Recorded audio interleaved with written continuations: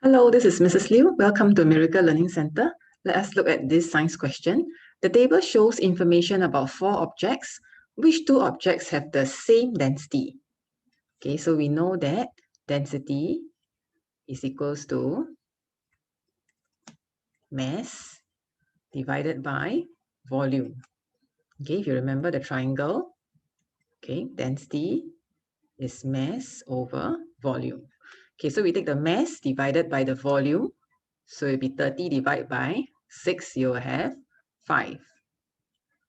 This one you have 40 divided by 5, you have 8.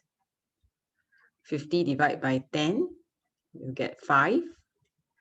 60 divided by 4, you'll get 15.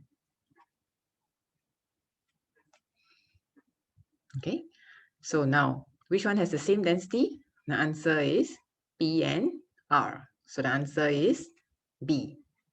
Thank you for joining me. Remember, you are a miracle.